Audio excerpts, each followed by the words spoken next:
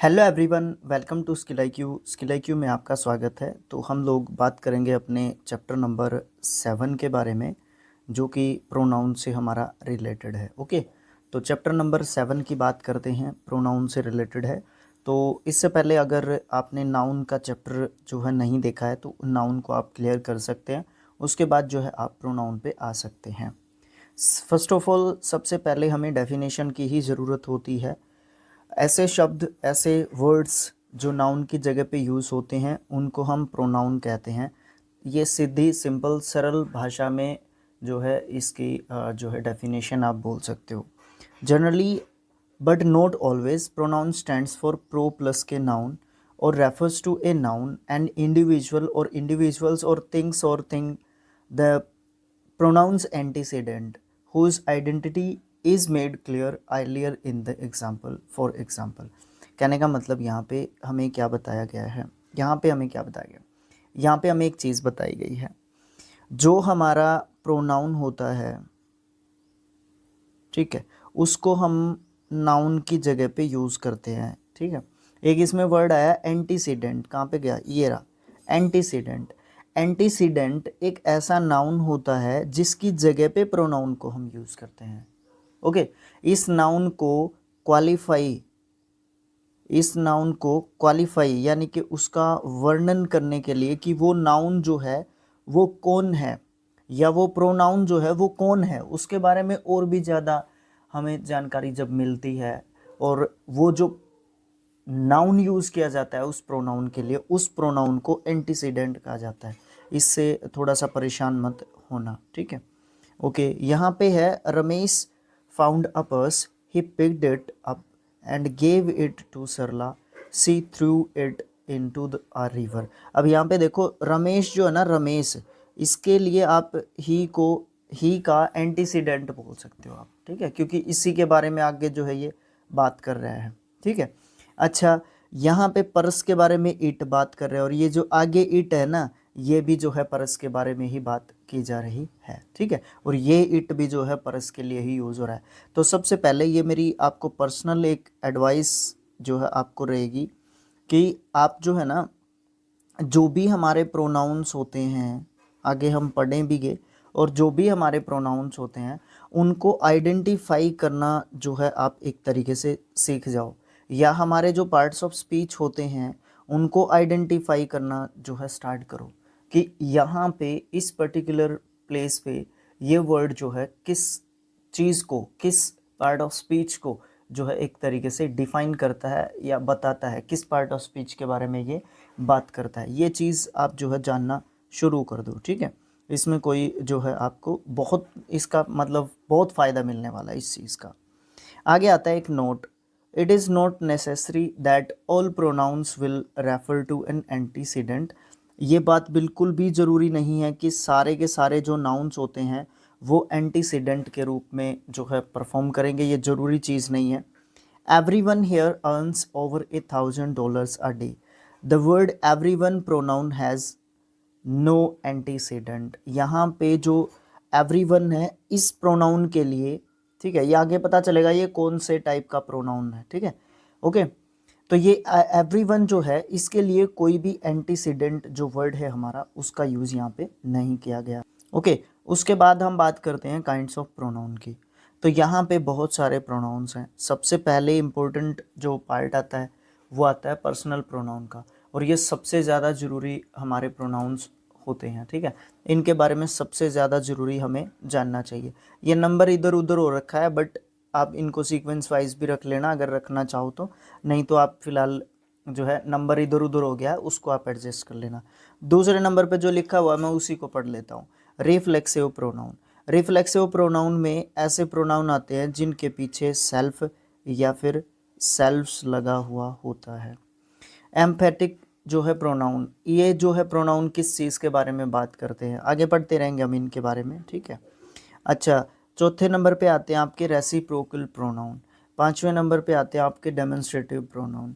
छठवें नंबर पे आते हैं इनडेफिनेट प्रोनाउन। ठीक है, सातवें नंबर पे आपके आते हैं इंटेरोगेटिव प्रोनाउन, और आठवें नंबर पे आपके प्रोनाउन आते हैं डिस्ट्रीब्यूटिव प्रोनाउन, और 9वें नंबर पे आपके आते हैं रिलेटिव प्रोनाउन, जो कि बहुत ज़्यादा इंटरोगेटिव और रिलेटिव जो प्रोनाउंस होते हैं हमारे, थोड़ा सा डिफरेंस क्रिएट करना आसान भी होता है और थोड़ा सा मुश्किल भी होता है। दोनों ही तरीके की चीज़ें आपको देखने को मिलती हैं, ठीक है।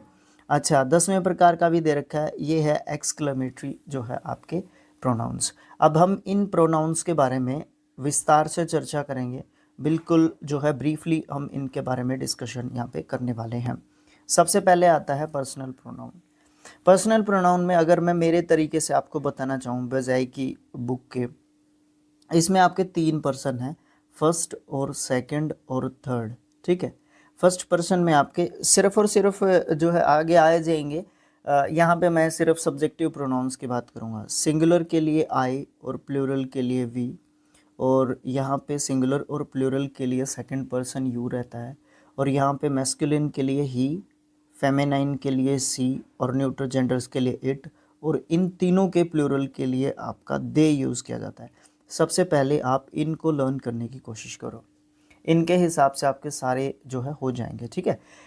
ओके, उसके बाद आपके यहाँ पे जो है सेंटेंसेस दे रखे हैं, जैसे कि I am a boy, you are a girl, he is a man, it is a child. तो इसी तरीके से इधर भी सेंटेंसेस दे रखे हैं। ये जो भी यहाँ पे डायरेक्ट कर रखे हैं ना, ये सारे के सारे आपके क्या हैं, पर्सनल प्रोनाउंस आपके यहाँ पे आपको देखने को मिलते हैं, ठीक है। ओके, उसके बाद आपके यहाँ पे फॉर्म्स आ गई। ये इस टेबल की मैं आपको जो है एक तरीके से बात कर रहा था, ये पूरी टेबल है आपकी, ठीक है। यहाँ पे ये प्रोनाउन है आपके, यहाँ पे फिर नॉमिनेटिव केस क्या आता है इनका, ये तो सारे प्रोनाउंस हो गए। ये नॉमिनेटिव केस हो गए, या आप इसको सब्जेक्टिव केस भी बोल सकते हो। ये आपके ऑब्जेक्टिव केस हैं, और ये आपके पॉजेसिव केस हैं। अच्छा, जो इधर की साइड लिखे हुए हैं इनको पॉजेसिव एडजेक्टिव बोलते हैं। क्या बोलते हैं? पॉजेसिव एडजेक्टिव इनको। अच्छा, जो पीछे लिखे हुए हैं ना, इनको पॉजेसिव प्रोनाउन बोलते हैं, ठीक है। इनको क्या बोलते हैं? पॉजेसिव प्रोनाउन बोलते हैं, ठीक है। ये टेबल बड़े अच्छे तरीके से याद करनी पड़ेगी आपको, बहुत सारी जगह पे आपको ये काम आती हुई नज़र आएगी।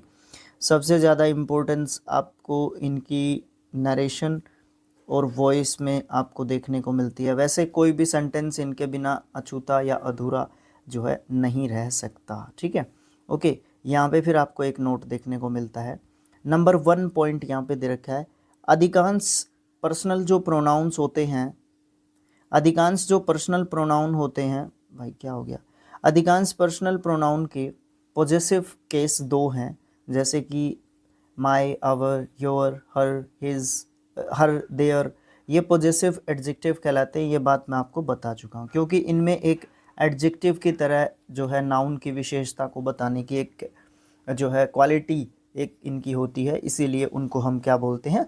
पॉजेसिव एडजेक्टिव्स बोलते हैं। For example, he is my friend, okay, this is your pen. तो यहाँ पे जो माई है ना, माई प्लस के ये जो पॉजेसिव एडजेक्टिव्स होते हैं, ये आपके साथ में नाउन जरूर लेते हैं, ओके।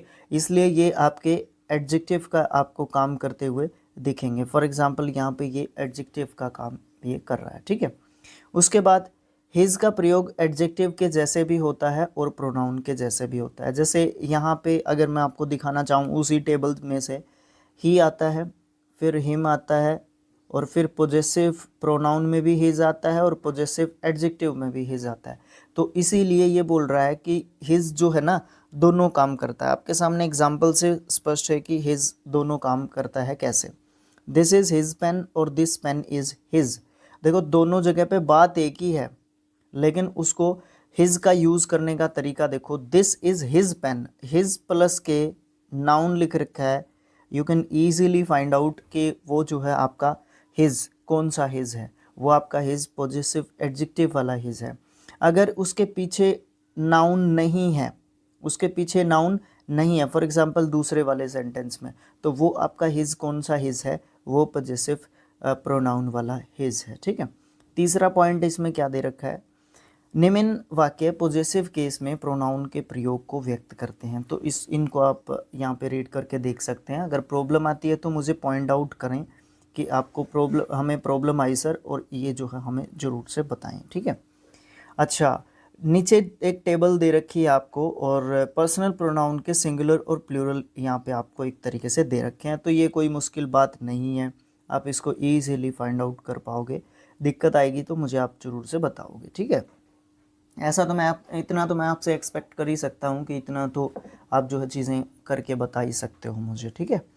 अच्छा, उसके बाद आपका नीचे आता है पर्सनल प्रोनाउन यूज़ और रूल्स देख लेते हैं हम इसके, ठीक है। क्योंकि हमें फिलिप्स की फॉर्म में क्वेश्चंस पूछता है हमसे एग्जामिनर, हमसे कॉमन एरर के क्वेश्चंस जो है पूछता है, ठीक है। अच्छा, एमसीक्यू फॉर्म में तो होते ही हैं सारे, ओके। अच्छा, सेंटेंस करेक्शन वाले भी जो है पूछ लेता है। तो इस तरीके से यूजेस में भी जो है कई बार हमसे प्रोनाउन के क्वेश्चन पूछे जाते हैं, खासकर पर्सनल प्रोनाउन के, ठीक है। बाकी सभी प्रोनाउंस के भी पूछे जाते हैं, बट पर्सनल प्रोनाउंस के भी आपको कई बार देखने को मिलते हैं, ओके। अच्छा, सबसे पहला यूज़ देखते हैं हम पर्सनल प्रोनाउन का। यदि एक वाक्य में भिन्न भिन्न पर्सन्स के प्रोनाउन एक ही वर्ब के साथ यूज़ होते हैं तो उनको लिखने का तरीका क्या होता है। सबसे पहले ए पॉइंट में बता रखा है सिंगुलर सबसे पहले यू, पर्सनल जो है सेकंड पर्सन को लिखना पड़ेगा सबसे पहले, ठीक है। ये पेन क्यों नहीं चल रहा मेरे को समझ में नहीं आ रही।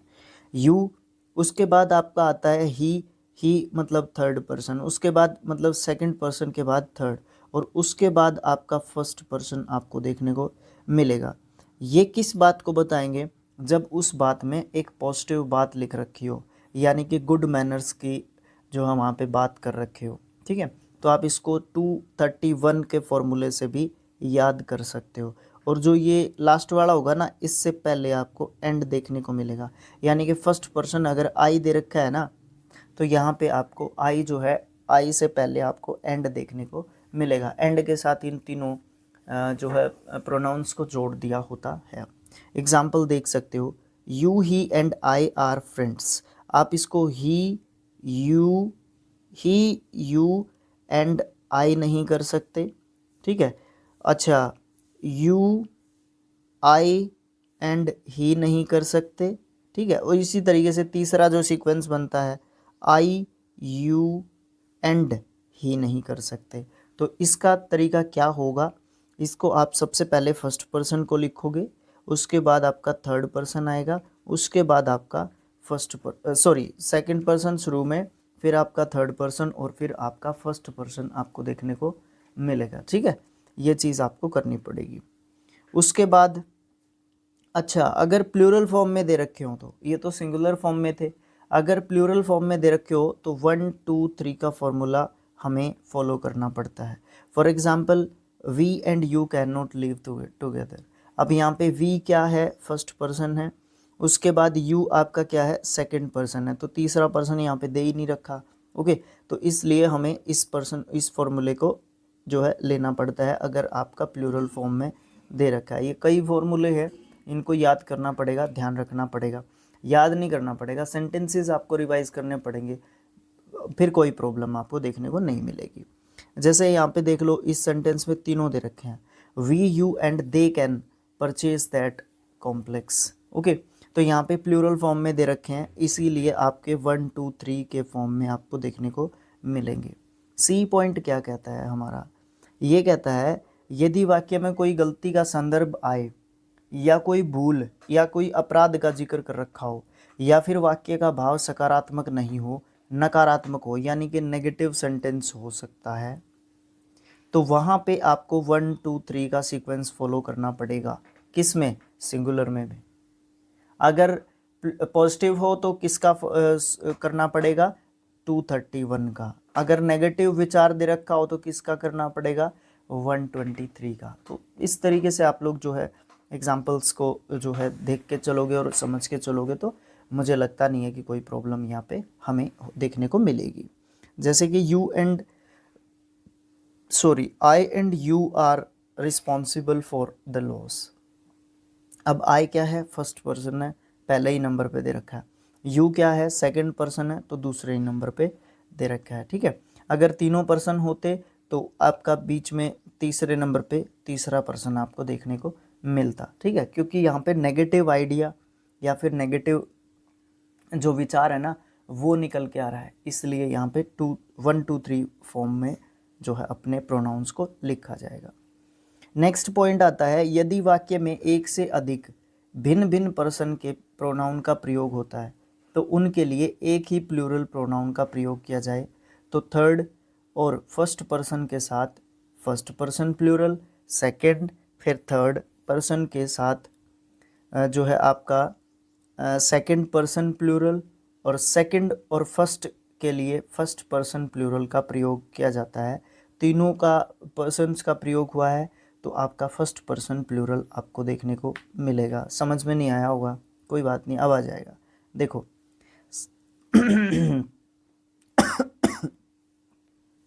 अगर दे रखे हैं थर्ड पर्सन और फर्स्ट पर्सन साथ में, पहले सब्जेक्ट की जगह पे, और पीछे के पोर्शन में आपको ज़रूरत पड़ जाती है प्रोनाउन की यूज़ करने की, तो वहाँ पे आपका फर्स्ट पर्सन यूज़ होगा। अगर दे रखे हैं सेकंड पर्सन और थर्ड पर्सन और पीछे ज़रूरत पड़ गई तो आपको वहाँ पे सेकंड पर्सन यूज़ करना पड़ेगा। अगर दे रखे हैं सेकंड पर्सन और थर्ड पर्सन तो पीछे आपको फर्स्ट पर्सन का यूज़ करना पड़ेगा। अभी भी क्लियर नहीं हुआ सर, कोई बात नहीं, एग्जाम्पल के पास आ जाओ। देखो, you and I have done our job. अब देखो, यू क्या है, सेकंड पर्सन है, आई क्या है, फर्स्ट पर्सन है, तो 2 + के 1 हो गया ना, यानी कि 21 हो गया। तो इसका मतलब हमें फर्स्ट पर्सन प्लूरल की ज़रूरत होगी, दोनों को प्लूरल के फॉर्म में दिखाएंगे ना, तो इसलिए यहाँ पे आवर है। समझ रहे हो ये चीज़ कॉमन एरर में बहुत ज़्यादा बार पूछी जाती है। ओके, ये चीज़ है। ओके, इस चीज़ को बड़े अच्छे तरीके से आप समझ पाओगे। देखो यहाँ पे देखो, तीनों दे रखे हैं, सबसे पहले सेकंड पर्सन दे रखा है, फिर थर्ड दे रखा है, फिर फर्स्ट दे रखा है, यानी कि पॉजिटिव आइडिया ज़रूर मिलेगा इसमें।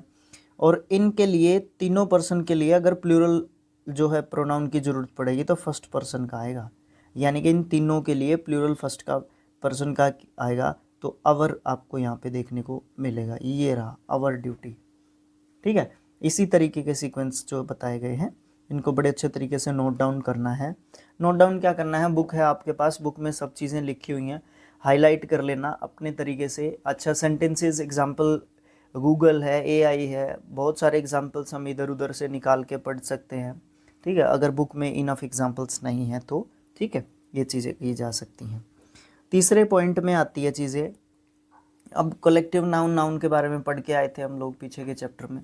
कलेक्टिव नाउन के साथ प्रोनाउन का प्रयोग उस स्थिति में सिंगुलर या फिर न्यूट्रल जेंडर में होता है जब कलेक्टिव नाउन का प्रयोग एक यूनिट के रूप में होता है। यदि कलेक्टिव नाउन को एक यूनिट की तरीके से ना होकर बिखरे हुए, सेपरेटेड या फिर डिवाइडेड ओपिनियंस के रूप में दिखाई देते हैं तो हमें प्लूरल प्रोनाउन का प्रयोग करना पड़ता है। ये भी इम्पोर्टेंट रूल है, ये भी मोस्ट इम्पोर्टेंट रूल है। इस रूल से कॉमन एरर के खूब क्वेश्चंस पूछता है एग्जामिनर। एग्जाम्पल देख लो तभी समझ में आएंगी चीज़ें। The crew revolted and murdered it's captain. अब देखो, क्रू को किस फॉर्म में दिखाया गया है, यूनाइटेड फॉर्म में दिखाया गया है, क्योंकि सब मेंबर्स की एक ही वर्ड के द्वारा क्या दिखाई जा रही है, यूनिटी एक तरीके से दिखाई जा रही है, तो क्रू को दिखाया जा रहा है, तो क्रू के हिसाब से यहाँ पे आया आपका इट्स। ठीक है, ये चीज़ ध्यान रखनी है। ओके है ना, ओके है ना। अब एक ये वाला सेंटेंस भी देख लो। After 3 days the jury gave its verdict. 3 दिन के बाद जूरी ने अपना वर्डिक्ट दिया, अपने वर्डिक्ट नहीं दिए, अपना वर्डिक्ट दिया।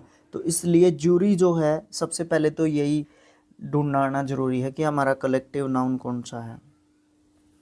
समझ रहे हो आप बात को, सबसे पहले तो यही ढूंढना आना जरूरी है कि हमारा कलेक्टिव नाउन कौन सा है। तो यहाँ पे आपका जूरी है कलेक्टिव नाउन, और इसने अपना ओपिनियन दिया है, ना कि अपने ओपिनियन दिए हैं, तो इसलिए यहाँ पे इट्स आया है। ये चीज़ ध्यान रखना। अब तो लगाए तीसरा सेंटेंस भी देख लो। The fleet will reach its destination in a month. अब देखो, यहाँ पे फ्लीट है हमारा कलेक्टिव नाउन, और will reach its destination in a month. Fleet जो है उसकी डेस्टिनेशन पे पहुंच गया 1 मंथ में, तो यहाँ पे उसकी डेस्टिनेशन की बात की जा रही है, किसकी, फ्लीट की। ठीक है, किसकी डेस्टिनेशन की बात की जा रही है, फ्लीट की, तो उसके लिए इट्स यूज हो रहा है क्योंकि वो ओपिनियन में डिवाइडेड नहीं है। समझ रहे हो चीज़ को, ठीक है। नोट दे रखा है, कलेक्टिव नाउन एक ही यूनिट की तरीके से यूज होता है तो pronoun its, singular neutral gender में प्रयोग किया जाता है। Look at the following sentences, the jury were divided in their opinions. अच्छा, वहाँ पे हमने देखा था जूरी जो हमारा वर्ड है ये कलेक्टिव नाउन है और वो अपने ओपिनियन में डिवाइडेड नहीं था, तो उसके लिए हम किसका यूज़ कर रहे थे, इट का यूज़ कर रहे थे या इट्स का यूज़ कर रहे थे, ठीक है, ओके। लेकिन यहाँ पे देखो वर डिवाइडेड दे दिया, वहाँ पे वो वाला सेंटेंस भी आपको दिखा देते हैं, कोई दिक्कत नहीं है मुझे। कहाँ गया जूरी वाला क्वेश्चन, जूरी वाला कहाँ गया, जूरी वाला कहाँ गया भैया, जूरी वाला कहाँ गया, हाँ ये रहा, देखो 3 days, after 3 days the jury gave, यहाँ पे सेकंड फॉर्म दे रखी है, ठीक है, पास्ट में दे रखा है ये सेंटेंस। अगर यहाँ पे भी देख सकते हो आप, इट्स दे रखा है ना, तो इसका मतलब ये सिंगुलर है, ये पूरा सब्जेक्ट आपका सिंगुलर रहेगा। लेकिन यहाँ पे जो चीज़ दे रखी है ना, द जूरी, इसको डिवाइडेड है, ये ओपिनियंस में डिवाइडेड है ये, इसीलिए यहाँ पे देयर आया है और इसीलिए यहाँ पे वर आया है। अच्छा, क्वेश्चंस पेपर में पूछे जाते हैं, या तो आपको यहाँ पे फिलअप दिया जाएगा या आपको यहाँ पे फिलअप दिया जाएगा। अगर यहाँ पे फिलअप दे रखा है तो वो प्रोनाउन का क्वेश्चन बना देगा, अगर यहाँ पे दे रखा है तो वो टेंसेस का बना देगा, ठीक है। एक चीज़ आपको लिखी हुई मिलेगी, जैसे कि फॉर एग्जांपल मैं आपसे दोनों पूछ लेता हूँ बारी बारी समझाने के लिए। The jury dash divide verb दे दिया इन देयर ओपिनियन, तो भाई यहाँ पे अगर आपने देयर देख लिया ना, तो यहाँ पे आपको किसके अनुसार यूज़ करना होगा, आपको देयर के अनुसार यूज़ करना होगा। प्लूरल फॉर्म में आपको जो है क्या करना पड़ेगा, इसका यूज़ करना पड़ेगा, ठीक है, ये ध्यान देने की ज़रूरत है, ठीक है। तो इसलिए यहाँ पे हमने लगाया वर डिवाइडेड, ठीक है। अच्छा, अगर सेंटेंस को इस तरीके से दे रखा हो, the jury were divided in dash opinion, opinions, opinion नहीं मिलेगा, ओपिनियंस मिलेगा, तो यहाँ पे आपको भरना है प्रोनाउन। तो फिर आपको अगर 2 ऑप्शंस दे रखे हैं तो उनमें से आपको प्लूरल प्रोनाउन को जो है एक तरीके से क्या करना है, प्लूरल प्रोनाउन को क्या करना है, चूज़ करना है, ठीक है, क्योंकि यहाँ पे सेंटेंस आपका प्लूरल में है। भाई अब भी समझ में नहीं आया तो शायद मुझे ऐसा लगता है कि मेरी कोशिश जो एक तरीके से बेकार है। उसके बाद यहाँ पे एक चीज़ दे रखी है, यहाँ पे collective noun jury, society, government, इन सेंटेंसेस में दे रखी है ऊपर, इनके साथ जो प्रोनाउंस हैं वो एक यूनिट नहीं है, इसीलिए सेपरेशन, डिवीज़न या फिर इंडिविजुअलिटी को बताते हैं, इसीलिए उनके साथ कौन से प्रोनाउन को यूज़ किया जाएगा, प्लूरल प्रोनाउन को यूज़ किया जाएगा, ठीक है। जैसे कि यहाँ पे जूरी है, यहाँ पे सोसाइटी है, यहाँ पे गवर्नमेंट है, ओके। तो यहाँ पे इसीलिए देयर है, इसीलिए यहाँ पे देयर है, इसीलिए यहाँ पे देयर है, इन्हीं पर्सनल प्रोनाउंस की यहाँ पे बात की जा रही है, ठीक है। उसके बाद देखो आगे, उसके बाद है जब 2 या 2 से ज़्यादा नाउन्स एंड से जुड़े होते हैं तो प्रोनाउन जो है प्लूरल होगा। जैसे Ram and Mohan went to their school, his school नहीं होगा, देयर स्कूल होगा, ये ध्यान रखना, क्योंकि ये सब्जेक्ट जब आपका बन गया तो ये प्लूरल सब्जेक्ट के रूप में ट्रीट किया जाता है, इसीलिए हम इसको क्या देंगे, प्लूरल प्रोनाउन देंगे, सिंगुलर नहीं देंगे, ये ध्यान रखना। उसके बाद 5th जो रूल आता है, जब 2 सिंगुलर नाउन्स एंड से जुड़े हों और दोनों के पहले ईच या फिर एवरी दे रखा हो तो प्रोनाउन सिंगुलर रहेगा। जैसे कि every soldier and every seller was in his place, ना कि देयर प्लेस। यहाँ पे देयर प्लेस क्यों नहीं होगा भैया, क्योंकि एवरी या फिर ईच में से किसी के साथ भी नाउन दे रखा है और दोनों एंड से जोड़ रखे हैं, तो आपके वो प्लूरल सब्जेक्ट का काम करते हैं, सॉरी सब्जेक्ट का तो सिंगुलर का काम सिंगुलर सब्जेक्ट का काम करते हैं और उनके साथ सिंगुलर वर्ब आएगी, क्योंकि ये सब्जेक्ट वर्ब एग्रीमेंट का रूल भी है। इसको आप सब्जेक्ट वर्ब एग्रीमेंट को पढ़ोगे तो उसमें भी ये चीज़ देखने को मिलेगी, हम यहाँ पे प्रोनाउन में भी देखने को मिल रही है ये चीज़, ठीक है। अब यहाँ पे आपको टेंसेज में भी देखने को मिल जाती है ये चीज़, जब हम टेंसेज के रूल्स पढ़ते हैं, ओके। तो ये 3 जगह पे सेम रूल जो आपका काम करता है, ओके, ये चीज़ ध्यान रखना। यहाँ पे आपका इसके लिए वर्ब भी सिंगुलर होगा और इसके लिए आपका प्रोनाउन भी सिंगुलर आपका रहेगा, ठीक है, ओके, क्योंकि ये ईच और एवरी के साथ जो है जुड़े हुए हैं, दोनों जो है अलग अलग से, जिनके साथ अलग अलग से दे रखा है, और एंड के साथ जो दोनों जुड़े हुए हैं। ये एंड के साथ जुड़ने वाले रूल्स है ना, मुझे ऐसा लगता है कि मुझे 100 ग्रामर रूल्स की कुछ जो है एक वीडियो लेके आनी पड़ेगी। कोई बात नहीं, देखेंगे आगे देखेंगे, अभी तो ये करवा देते हैं आपको। नेक्स्ट जो रूल आता है आपका 6th, वो आता है ईच आइदर नाइदर के साथ हमेशा सिंगुलर नाउन्स या फिर प्रोनाउंस या फिर वर्ब्स का प्रयोग किया जाता है। नाउन्स का तो नहीं कह सकते, वर्ब या फिर प्रोनाउन का पक्का यूज़ होगा, ठीक है, वर्ब और प्रोनाउन का। जैसे कि each of the students is ready to do his duty, तो यहाँ पे ईच ऑफ जब आया, देखो भाई ईच ऑफ, नाइदर ऑफ या आइदर ऑफ जब आता है, उसके बाद अगर द देखने को मिलता है, ठीक है, या ना भी देखने को मिलता है, अगर आपको यहाँ पे प्रोनाउन देखने को मिला तो प्लूरल मिलेगा। भाई ये नोट करते जाना, मैं अभी आपको सब्जेक्ट वर्ब एग्रीमेंट के रूल समझा रहा हूँ साथ के साथ, ठीक है। यहाँ पे ये आपको प्लूरल प्रोनाउन देखने को मिलेगा। अगर यहाँ पे उसके बाद ऑफ के बाद द आया, फिर आपको प्लूरल यहाँ पे आपको नाउन देखने को मिलेगा, ठीक है। ये पूरा सब्जेक्ट जो आता है आपका, ये सिंगुलर सब्जेक्ट होता है, इसीलिए इसके साथ सिंगुलर आपकी वर्ब आएगी, ये भी ध्यान रखना। ओके, अच्छा, जब यहाँ पे ये सब्जेक्ट हमारा मेन सिंगुलर का काम कर रहा है और पीछे हमें प्रोनाउन की ज़रूरत पड़ी, तो प्रोनाउन भी हमारा सिंगुलर आएगा। सेंटेंस देखो, each of the students is ready to do his duty, देखो ईच ऑफ आ गया, द स्टूडेंट्स आ गया। देखो अगर नाउन आएगा तो प्लूरल आएगा, और उस नाउन प्लूरल से पहले द भी आएगा। ये आर्टिकल का रूल भी यहाँ पे आपको देखने को मिल गया। Use of the, definite article the का यूज़ में भी आपको ये चीज़ देखने को मिलती है। तो भाई बहुत सारी चीज़ें हैं, गहराई से पढ़ोगे तो बहुत ज़बरदस्त चीज़ें हैं आपकी, ठीक है। आप ये बोल तो दोगे कि सर वीडियो बहुत ज़्यादा लंबे जाते हैं, भाई मैं क्या करूँ, मुझे बतानी पड़ती है चीज़, सामने आ गई तो चीज़ दिखती हुई है, तो आपको जो डिस्कस कर लेने में मुझे नहीं लगता कि कोई बुराई होती है ना, ठीक है। अच्छा, फिर ये पूरा आपका सब्जेक्ट हो गया, ठीक है, ये पूरा आपका क्या हो गया, सब्जेक्ट हो गया। इसको सिंगुलर मानेंगे क्योंकि इन स्टूडेंट्स में से किसी एक की, प्रत्येक को अलग अलग इंडिविजुअली जो है डिवाइडेड ओपिनियंस में बात हो रही है यहाँ पे, इसीलिए उसके साथ इज आएगा, आर नहीं आएगा यहाँ पे, आर नहीं आएगा यहाँ पे, ध्यान रखना। उसके बाद हिज ड्यूटी आएगा, ये हिज किसके कारण आया, इस इज के कारण आया। या फिर आप ये मान सकते हो इनमें से प्रत्येक स्टूडेंट्स के लिए, प्रत्येक स्टूडेंट के लिए आपको जो है यहाँ पे हिज देना पड़ेगा उसकी ड्यूटी, ठीक है, ओके है ना। तीनों एग्जांपल्स पढ़ने की ज़रूरत नहीं है ना, इसीलिए नेक्स्ट पे चला जाता हूँ। जब दो से ज़्यादा या दो से ज़्यादा सिंगुलर नाउन्स और आइदर और नाइदर नोर से जोड़े जाते हैं तो प्लूरल प्रोनाउन जो आपका आता है वो सिंगुलर आता है। राम और श्याम शुड डिपॉजिट हिज ड्यूज़ आएगा, ना कि देयर ड्यूज़, ये ध्यान रखना, क्योंकि और से हमने राम और श्याम को जोड़ रखा है। अच्छा, इनके बीच में अगर एंड होता तो देयर आ जाता है यहाँ पे, समझ रहे हो चीज़ों को, समझ रहे हो चीज़ों को, ठीक है। अच्छा, इसी तरीके से आइदर और कंजंक्शन का पेयर बनता है, या तो ये या तो ये, या तो रमेश या फिर गणेश लोस्ट कर दिया उसने अपना पर्स, तो इसीलिए देयर नहीं आएगा यहाँ पे। एक का पर्स खोया भाई, दोनों का नहीं खोया, जिसका खोया है उसके लिए हिज यूज़ कर दिया। नाइदर नोर, नाइदर और नोर का पेयर होता है, ठीक है, ये भी पूछ लेता है हमसे, या तो नाइदर की जगह पे फिलअप दे देगा या नोर की जगह पे फिलअप दे देगा, और पूछ लेगा कि यहाँ पे क्या आएगा।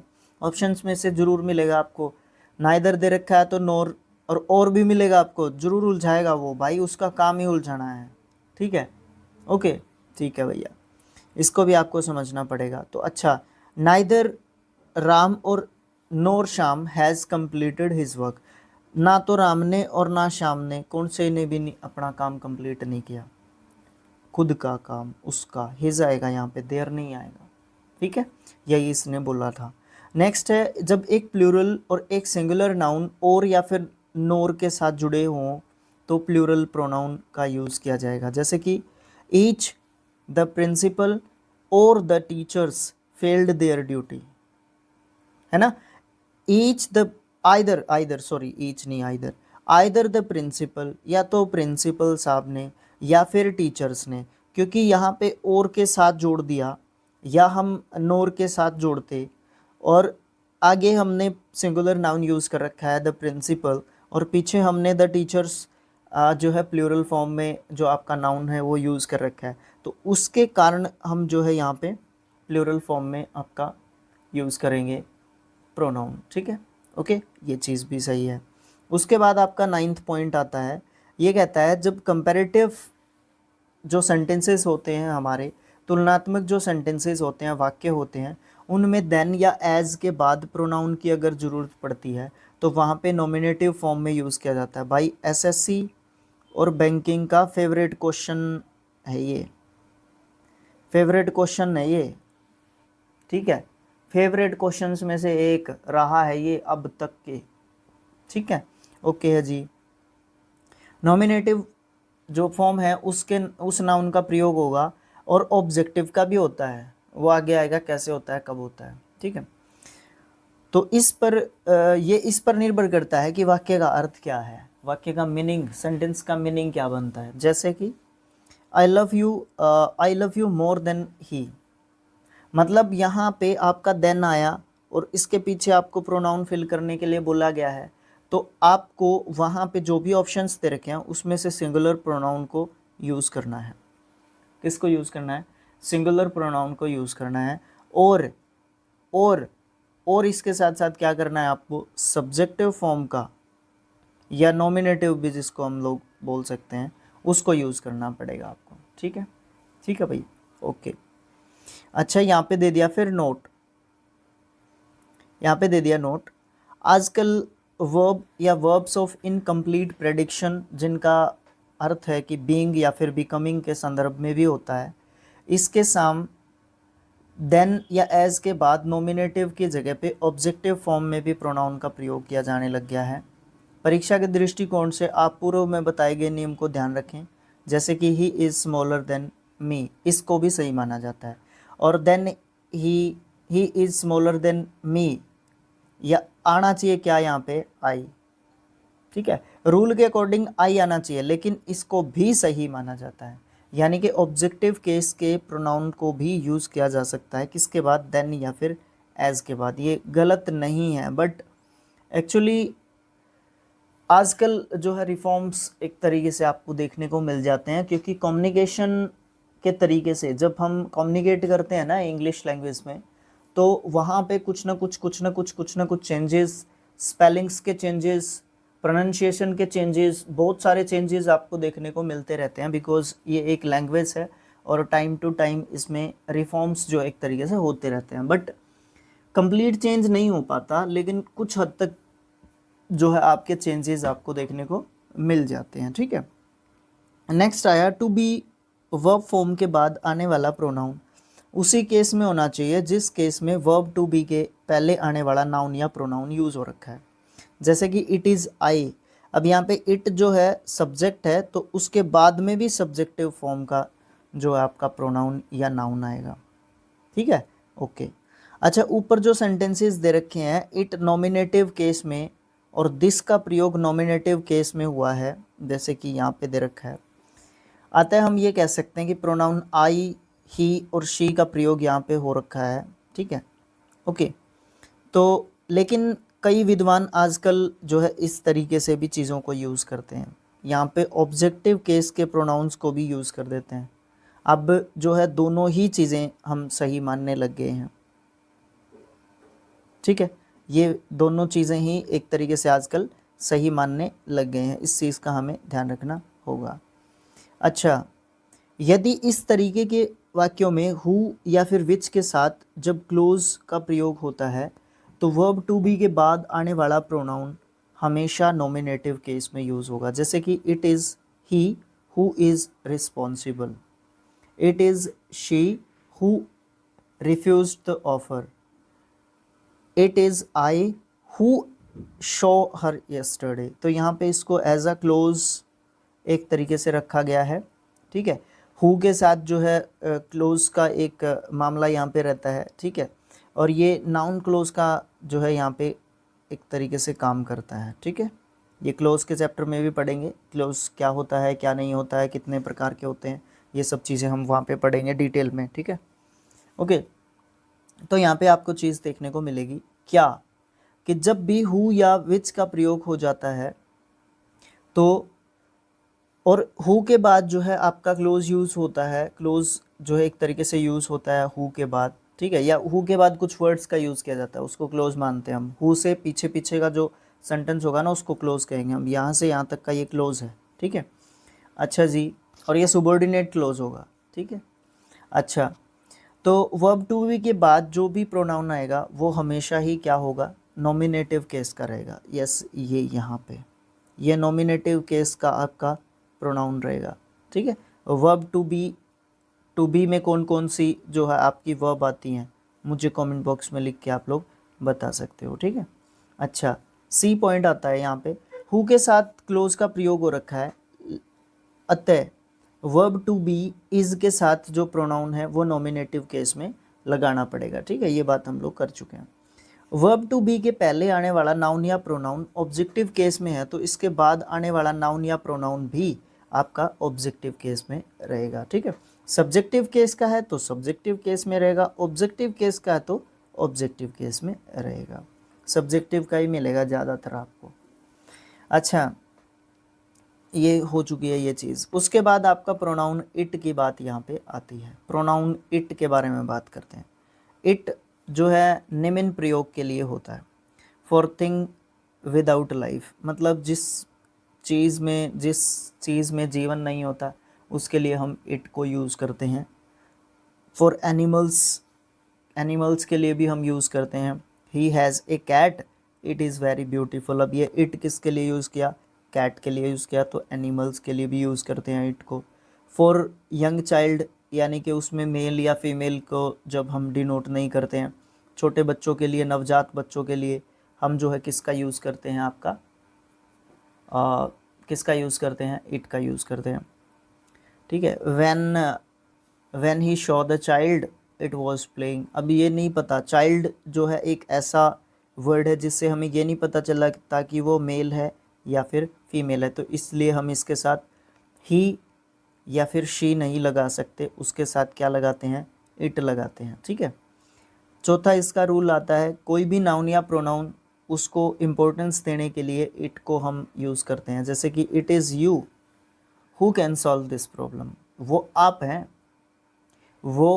हैं, उस पे एम्फेसाइज करने के लिए, आप के ऊपर एम्फेसाइज करने के लिए, है ना, उसके लिए भी हम किसका यूज़ करते हैं, इट का यूज़ करते हैं। एक अनिश्चित कृत्रता यानी कि इनडिफाइनेट नॉमिनेटिव के रूप में हम इट को यूज़ करते हैं। It rains, it thunders, it blows, it snows, है ना, इस तरीके की चीज़ों के लिए हम इट का यूज़ करते हैं। मौसम या मौसम से संबंधित जब भी हम कोई बात करते हैं तो उस समय पे इट का यूज़ करते हैं। It is fine, it is 7 o'clock, it is winter, it is summer, है ना, इस तरीके की बातों के लिए हम किसका यूज़ करते हैं, इट का यूज़ करते हैं। एक्सक्लेमेटरी जो सेंटेंसेस होते हैं उनमें हम इट का प्रयोग करते हैं। कैसे करते हैं, what a beautiful bird it is, है ना, उस समय पे उस बर्ड के लिए जो है हम इट यूज़ कर रहे हैं। What a large building it is, यहाँ पे बिल्डिंग के लिए इट जो है एक तरीके से यूज़ कर रहे हैं। इट को हम निम्न प्रकार के सेंटेंसेस में भी एक तरीके से यूज़ करते हैं, जैसे कि it is easy to find faults with others, बहुत आसान है कि दूसरों में गलती निकालना बहुत आसान काम है, बट खुद में गलती निकालना बहुत मुश्किल काम है। इतना ज़्यादा मीनिंग नहीं है इसका, बट यहाँ पे इट तक की इसको सीमित रखते हैं। इट को हम इम्पर्सनल प्रोनाउन बोलते हैं। क्या बोलते हैं, इम्पर्सनल प्रोनाउन बोलते हैं। तो यहाँ पे कुछ बातें इट की हुई। अच्छा, इट के साथ साथ हम दिस की भी बात कर लेते हैं, क्योंकि पहले के टाइम में होता था this is a cat, that is a boy. This और दैट से शुरुआत होती थी क्लास नंबर 6 में, किसकी, इंग्लिश की, ठीक है। वैसे A to Z और छोटी ABC क्लास नंबर 6 से स्टार्ट होती थी किसी टाइम पे इन द सेंस कि हमारे सीनियर्स को मैंने सुना है कि वो ऐसे ही स्टार्ट उनका ऐसे ही स्टार्टिंग हुआ था, लगभग हमारे से 10 साल पहले, 7-8 साल पहले के जो सीनियर्स हैं, ठीक है।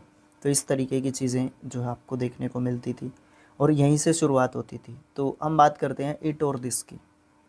दिस वाक्य के कर्ता के रूप में, कर्ता मतलब सब्जेक्ट के रूप में यूज़ किया जाता है और इसका प्रयोग किसी भी व्यक्ति या फिर वस्तु के नाम को बताने के लिए, उसकी पहचान करने के लिए या उसके बारे में और भी चीज़ें जानने के लिए जो है यूज़ किया जाता है, ठीक है।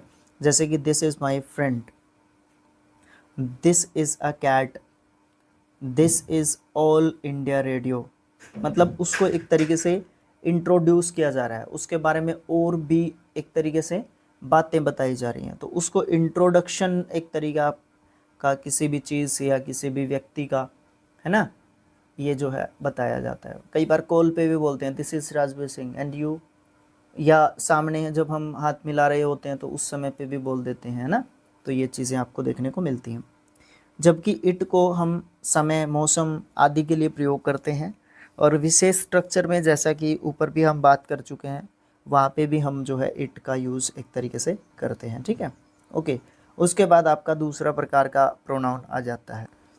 बात करेंगे रिफ्लेक्सिव जो हमारा प्रोनाउन है, और इसमें जैसे my, your, him, her, it, इन सब में सेल्फ जोड़ते हैं और अवर, योर, देम, इन सब में सेल्फ जोड़ते हैं। ये हमारे सिंगुलर जो है रिफ्लेक्सिव प्रोनाउन बनते हैं और ये हमारे प्लूरल रिफ्लेक्सिव प्रोनाउंस जो है बनते हैं, ठीक है। ओके, और ये जो है सेंटेंसेस में ऑब्जेक्ट की तरह काम करते हैं। ये जो है सब्जेक्ट को एक तरीके से रिप्रेजेंट कर रहे होते हैं, ठीक है।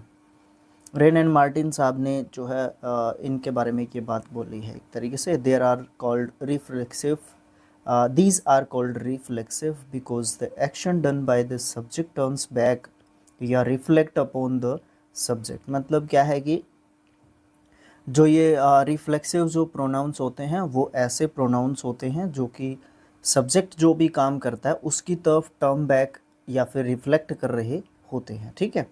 ओके, अच्छा, कुछ सेंटेंसेस दे रखे हैं, इनको हम जानते हैं कि रिफ्लेक्सिव प्रोनाउन यहाँ पे होते हैं। ही हर्ट हिमसेल्फ। अब यहाँ पे हिमसेल्फ जो है ना वो हर्ट करता है किसको, खुद को किसको रिफ्लेक्ट कर रहा है हिमसेल्फ, ही को। ही क्या है, सब्जेक्ट है, ओके। तो ये चीज़ आपको देखने को मिलती है। अब रूल्स की बात करते हैं रिफ्लेक्सिव प्रोनाउंस को लेके, ठीक है। ओके, चलिए, रूल नंबर फर्स्ट कहता है कुछ ट्रांसिटिव वर्ब्स। अब ट्रांसिटिव एंड ट्रांसिटिव वर्ब्स के बारे में डिफरेंस आपको पता होना चाहिए। पता है तो कमेंट बॉक्स में लिखिए, मुझे ज़रूर से बताइएगा, ओके। कुछ ट्रांसिटिव वर्ब्स के साथ रिफ्लेक्सिव प्रोनाउंस को यूज़ किया जाता है। ट्रांसिटिव वर्ब्स के साथ ऑब्जेक्ट आना ज़रूरी होता है और इन ट्रांसिटिव वर्ब्स के साथ ऑब्जेक्ट नहीं होता है। अच्छा, जब इन वर्ब्स के साथ कोई ऑब्जेक्ट नहीं होता है तो रिफ्लेक्सिव प्रोनाउन लगा के हम जो है ऑब्जेक्ट की पूर्ति कर लेते हैं। और इस तरीके के कुछ वर्ब्स हैं जैसे कि avail, absent, enjoy, resign, apply, हाँ अप्लाई ही है, रिवेंज, रिवेंज 2 बार, रिज़ाइन है सॉरी यहाँ पे, और एक्सर्ट। ये कुछ ऐसे वर्ब्स हैं जो रिफ्लेक्सिव प्रोनाउंस लेते हैं और आप इनको इंट्रांसिटिव वर्ब्स भी बोल सकते हो। आई है, ये वन नहीं है। I absented myself from the office, है ना। तो आई किससे जो है डायरेक्टली रिलेटेड है, आई सॉरी माई सेल्फ किससे रिलेटेड है, डायरेक्टली आई के साथ है। तो इसलिए जो रिफ्लेक्सिव प्रोनाउन होता है उसका डायरेक्ट लिंक होता है किसके साथ, सब्जेक्ट के साथ, और वो सेंटेंस के किसके रूप में काम करता है, ऑब्जेक्ट के रूप में काम करता है, ठीक है। ओके है जी। उसके बाद रूल नंबर 2 क्या कहता है, ये कहता है कुछ वर्ब्स जब इनका प्रयोग इंट्रांसिटिवली किया जाता है तो इनके साथ रिफ्लेक्सिव प्रोनाउन का प्रयोग नहीं करते हैं। कुछ ऐसी वर्ब्स हैं, स्पीड से पढ़ते हैं, keep, break, set, bet, make, stop, steal, qualify, move, open, draw, reset, rest है sorry, rest, roll, burst, hide, feed, gather. इस तरीके की कुछ वर्ब्स हैं, इनके साथ जो है इंट्रांसिटिवली ही हम जो है इनको यूज़ करते हैं। इनके साथ जो है रिफ्लेक्सिव प्रोनाउन का प्रयोग नहीं होता है। जैसे कि he kept away from the function. अब यहाँ पे ये नहीं कह सकते हम लोग he kept himself away from the function, ये बात यहाँ पे गलत हो जाएगी, ये सही नहीं होगी। ठीक है, तो यहाँ पे इनमें से कौन सी वर्ब आई है, यहाँ पे इनमें से कीप जो है वर्ब आई है। ठीक है, ये सेकंड फॉर्म यहाँ पे लिखा हुआ है। जैसे कि let us rest at the bed, ये सही रहेगा। अगर हम ये कहने जाएंगे ना let us our selves rest at the bed, ये गलत बात यहाँ पे हो जाएगी। ठीक है, ओके जी। रूल नंबर 3 क्या कहता है, ये कहता है रिफ्लेक्सिव प्रोनाउंस को इस प्रकार से यूज़ किया जाना गलत है।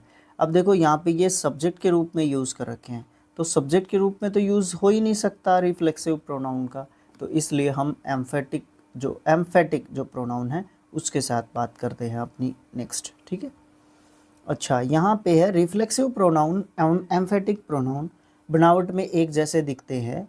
ठीक है, एम्फेटिक प्रोनाउन का प्रयोग नाउन या प्रोनाउन का को एम्फेसाइज करने के लिए या उसका इम्पोर्टेंस बढ़ाने के लिए यूज़ करते हैं। जैसे कि I myself solve this question.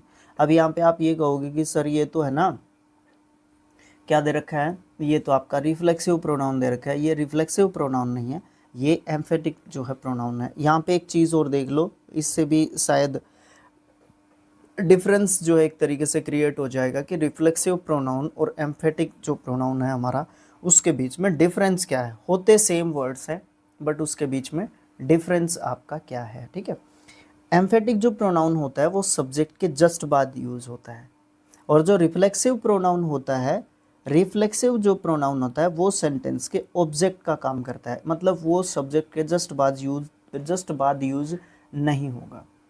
Okay, चल रही है ना चीज़ें, ठीक है जी। नेक्स्ट अपना फोर्थ जो है टाइप आता है वो आता है रेसिप्रोकल प्रोनाउन का। ये रेसिप्रोकल प्रोनाउंस क्या होते हैं, जैसे ईच अदर या वन अनदर, ये वर्ड्स जो है रेसिप्रोकल प्रोनाउन होते हैं। ये ऐसे प्रोनाउंस है जो दो प्रोनाउन से मिलके बनते हैं, जैसे कि ईच और अदर से मिलके बना है, वन और अदर से मिलके बना है, ये दोनों का जोड़ा ही होता है।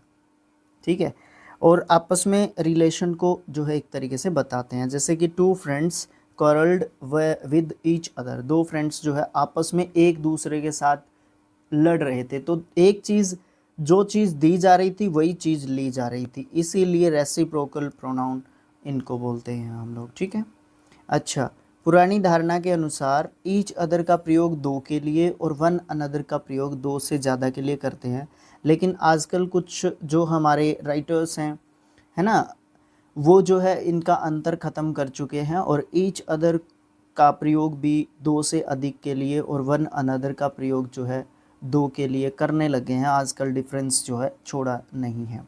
टी.एस. इलियट साहब का क्या मानना है, उन्होंने कहा है कि Aldous Huxley the artistic result of the Volpone is not due to any effect that Volpone, Mosca, Corvino, Corbaccio and Voltaire have upon each other। भाई ये जो है थोड़ी सी बियॉन्ड द लेवल चीज़ गई और इसको आप लोग छोड़ सकते हो एक तरीके से। ठीक है, उसके बाद आपका एक नोट आता है, each other and one another are only two reciprocal pronouns, these are always used objectively. Okay, तो ईच अदर और वन अनदर सिर्फ दो ही रेसिप्रोकल प्रोनाउंस है, इनको ही हम यूज़ करते हैं ऑब्जेक्टिवली। ओके, अगला आता है हमारा डेमोन्स्ट्रेटिव प्रोनाउन। ये जो है चार होते हैं हमारे डेमोन्स्ट्रेटिव प्रोनाउन। ठीक है,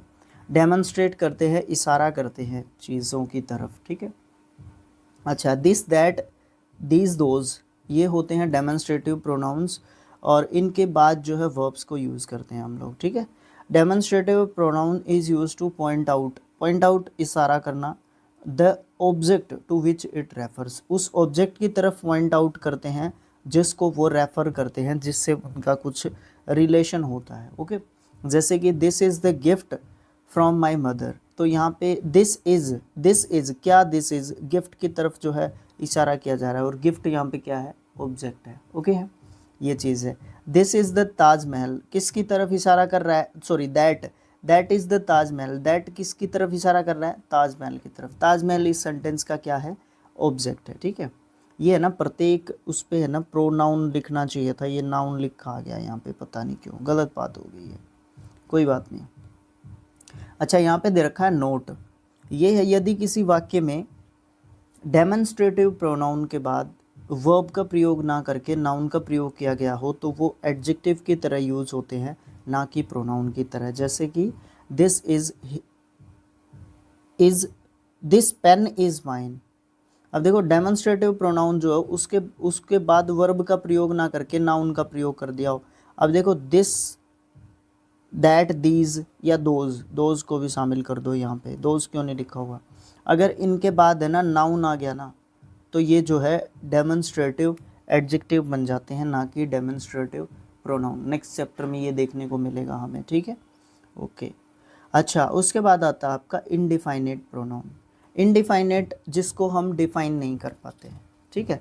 इनडिफाइनेट जिसको हम डिफाइन नहीं कर पाते उसको इनडिफाइनेट प्रोनाउन बोलते हैं। ये प्रोनाउन किसी वस्तु और वो भी निश्चित और व्यक्ति को प्रकट नहीं करते हैं, क्योंकि कोई निश्चित व्यक्ति या वस्तु की तरफ ये इशारा नहीं करते हैं, डेमोन्स्ट्रेट एक तरीके से नहीं करते हैं, इंगित नहीं करते हैं, पॉइंट आउट नहीं करते हैं। इसमें ये अनगिनत भी होते हैं। इस प्रकार के प्रोनाउन अनगिनत हैं, एक तरीके से आप ये मान के चल सकते हो, ठीक है। लेकिन उनमें से कुछ इम्पोर्टेंट हैं जो ज़्यादातर सेंटेंसेस में यूज़ किए जाते हैं, जैसे कि सम, वन। यहाँ पे वन गिन सकते हैं, एक है सर, नहीं भाई, वन यहाँ पे बोलते हैं किसी भी पर्सन को डिनोट करने के लिए यूज़ किया जाता है, ठीक है। Okay, someone, all, a few, others, no one, nobody, anyone. तो ये सारे के सारे क्या हैं, हमारे इनडिफाइनेट प्रोनाउंस को इंगित करते हैं। ये क्या होता है, a pronoun that refers to person और thing in general way, not in a definite way, is called indefinite pronoun. एक इनडिफाइनेट प्रोनाउन वो प्रोनाउन है जो किसी भी व्यक्ति या वस्तु के बारे में बात जरूर करता है, लेकिन जनरल वे में बात करता है, वो डिफाइनेट वे में बात नहीं करता। उसको हम इनडिफाइनेट जो है आपका प्रोनाउन बोलते हैं। Some have joined the party, कुछ लोगों ने पार्टी को ज्वाइन किया है। अब उस कुछ में डिफाइंड नहीं है, नंबर भी डिफाइंड नहीं है, पर्सन का नाम भी डिफाइंड नहीं है किसने किया है, ठीक है। लेकिन कुछ लोगों ने पार्टी को जरूर ज्वाइन किया है, ये वाली बात आपको देखने को मिलती है। सब सेंटेंसेस आप रीड करके देखना, प्रॉब्लम आए तो मुझे बताना, ठीक है। फॉर एग्जाम्पल, अगर आपको 52 मिनट 3 सेकंड पे प्रॉब्लम आती है तो कुछ इस तरीके से आप लिख दें और उसके बाद अपना रीज़न या कारण भी डिफाइन करें कि मुझे यहाँ पे ये प्रॉब्लम आ रही है सर, ठीक है। क्योंकि जैसे ही मैं कमेंट में उसके ऊपर क्लिक करूँगा ना तो वो मुझे 52 मिनट 3 सेकंड पे ही छोड़ देगा यूट्यूब में वीडियो, ठीक है। उससे मुझे है ना प्रॉब्लम को फाइंड आउट करने में क्या आता है, आसानी आती है, ठीक है। ओके, एक मुझे उसके लिए वीडियो देखना पड़े, ये तो प्रॉब्लम हो जाएगी ना मेरे लिए, जो वीडियो देखना पड़ गया पूरा कि हमने कहाँ पे क्या बोल दिया, क्या गलती कर दी, या क्या आप समझना चाहते हैं। ओके, ये वाली चीज़ है। वन का प्रयोग हम नॉमिनेटिव या रिफ्लेक्सिव या पॉजेसिव तीनों केसेस में करते हैं।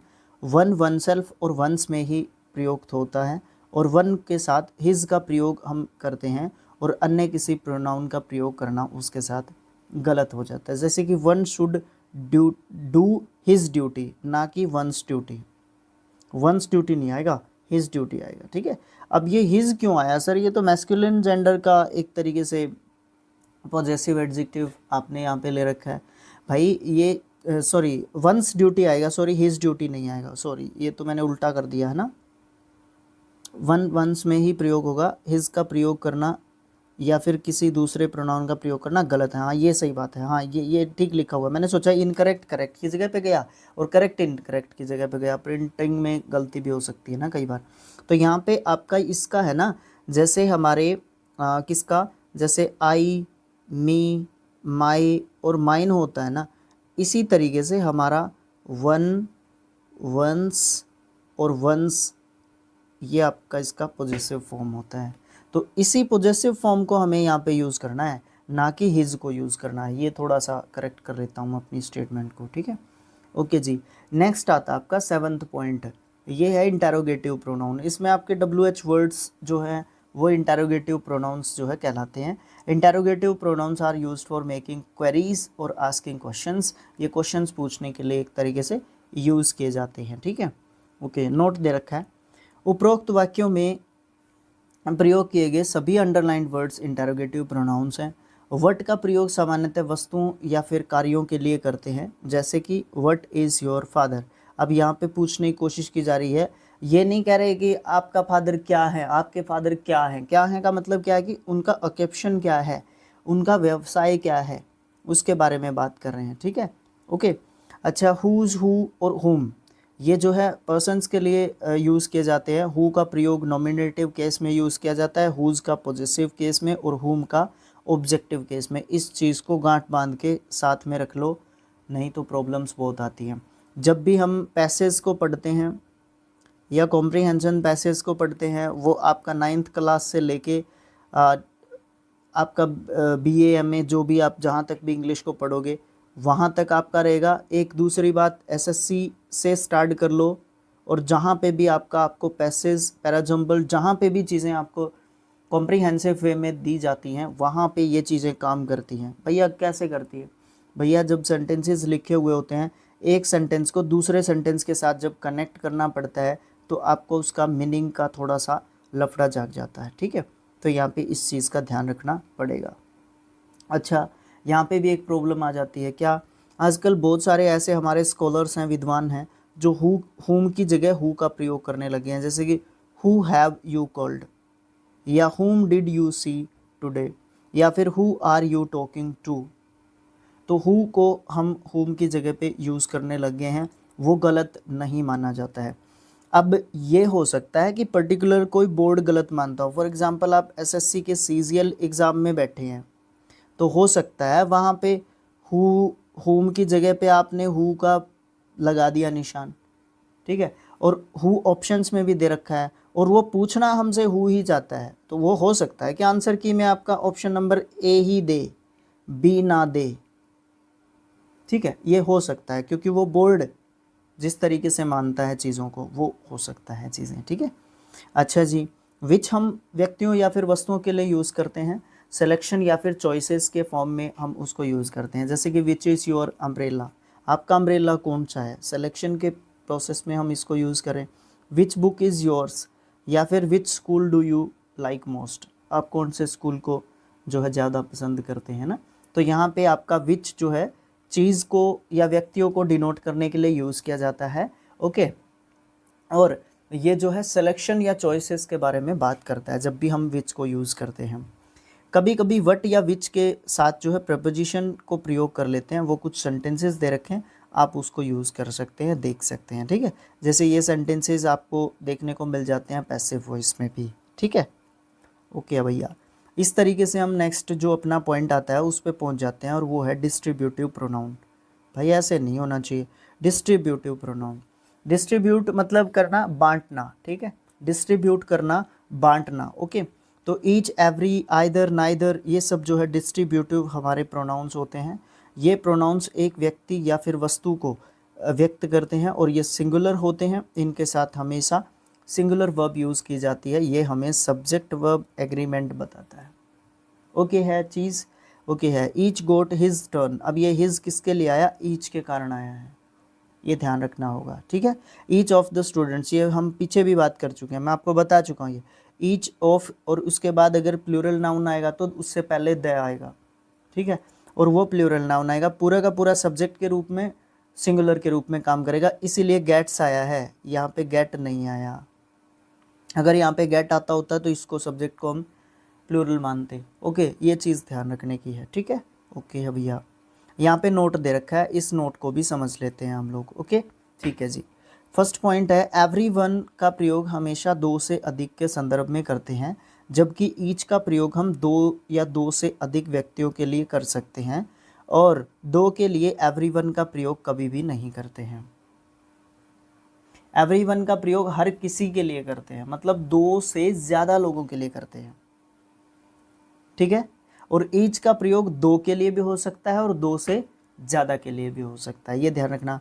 दूसरा पॉइंट है आइदर और नाइदर, इनको हम दो के संदर्भ में करते हैं, दो से अधिक के लिए एने या फिर नो या फिर वन या फिर नन, इन चारों का यूज़ कर सकते हैं। ये भी ध्यान रखने योग्य बातें हैं, सच में नोट ज़बरदस्त दे रखा भाई। डिस्ट्रीब्यूटिव प्रोनाउंस हैं, third person singular pronoun, masculine gender, he, his और हिम का प्रयोग हम इसके लिए करते हैं। सर इसका कैसे करते हैं समझा दो, ये दे रखा है आपके सामने, एग्जांपल्स दे रखे हैं। एवरीवन शुड हिज ओबे हिज पेरेंट्स, यहाँ पे एवरीवन के लिए हिज लगा रखा है, ठीक है। Neither of these two students has received his prize, तो नाइदर ऑफ दीज टू, दो में से कोई नहीं, मतलब दो में से कोई सा भी नहीं, इसीलिए एक की फॉर्म में यूज़ करके उसके लिए हिज हमने वहाँ पे लगा रखा है, ठीक है। चौथा पॉइंट क्या कहता है हमारा नोट का, ये कहता है यदि वाक्य में डिस्ट्रीब्यूटिव प्रोनाउन के बाद फेमिनाइन जेंडर के लिए नाउन यूज़ करते हैं तो हर प्रोनाउन को यूज़ करना पड़ेगा। इस केस में हम ही, हिम और हिज यूज़ नहीं कर सकते, क्योंकि वहाँ पे फेमिनाइन जेंडर का हमें पता चल रहा है, इसीलिए। अच्छा, फेमिनाइन जेंडर का पता ना चले तो क्या करें सर, तो वहाँ पे आपको ही, हिम या फिर हिज ही यूज़ करना है, क्योंकि मेल डोमिनेटिंग सोसाइटी में जी रहे हैं हम। ओके, ये नहीं है कंफर्म कि यहाँ पे मेल की बात हो रही है या फीमेल की बात हो रही है, ये कंफर्म नहीं है, बट हमें उसको यूज़ करना पड़ेगा, ये बात ध्यान रखने योग्य है। अच्छा, देख लेते हैं एग्जाम्पल इसका। Neither of these to girls, अब यहाँ पे गर्ल्स आ गया तो हम यहाँ पे हिज यूज़ नहीं कर सकते, हैज़ डिपॉजिटेड हर फीस आएगा, हिज नहीं आएगा। ओके, ठीक है। Every one of the women has a choice of her on, यहाँ पे हर आएगा, हिज नहीं आएगा, क्योंकि वीमेन दे रखा है यहाँ पे। अच्छा, एक और बात दे रखी है नीचे, एक क्या दे रखा है, यदि फेमिनाइन नाउन की जगह पे प्लूरल प्रोनाउंस दे रखे हों, अस, देम, यू, तो सिंगुलर मैस्कुलिन जेंडर का प्रयोग करना पड़ेगा फिर भी, क्योंकि उससे क्लियर ही नहीं हो रहा कि जेंडर क्या है। जैसे कि neither of them has done his duty, यहाँ पे हर ड्यूटी नहीं आएगा, हालांकि गलत नहीं है लेकिन गलत मान लिया जाएगा, क्योंकि यहाँ से डिफाइन ही नहीं हो रहा कि ये मेल है या फिर फीमेल है। अब डिफाइन नहीं होगा ना जब तक यहाँ पे फीमेल है, तब तक आप यहाँ पे हर यूज़ नहीं कर सकते, ये ध्यान रखने योग्य बात है। अच्छा, बात करते हैं पोजीशन ऑफ ईच की। ईच की क्या पोजीशन है? ईच प्रोनाउन के रूप में कहाँ पे लिखा जाना चाहिए, ये एक इम्पोर्टेंट पॉइंट है, इसके ऊपर ध्यान देना जरूरी है। I bought each of these books for 50 rupees 50, ये इनकरेक्ट सेंटेंस है। कहाँ पे लिख दिया ईच, ध्यान रखना, यहाँ पे लिख दिया। I bought these books each for 50 rupees, यहाँ पे ईच यहाँ पे लिख दिया। I bought these books for 50 rupees 50 each, अब यहाँ पे ईच यहाँ पे गया तो ये करेक्ट बता रहा है, इसको इनकरेक्ट और इसको भी इनकरेक्ट है। ईच को प्रयोग हम कहाँ पे करते हैं, जब भी न्यूमेरियल हमारा एडजेक्टिव आ जाता है उसके बाद यूज़ करते हैं। यहाँ पे आया ईच के पहले न्यूमेरिकल एडजेक्टिव रुपीज़ 50, ठीक है, ओके आया। और भी सेंटेंसेस आप लोग देख लेना, दिक्कत आए तो मुझे बताना ज़रूर से, ठीक है।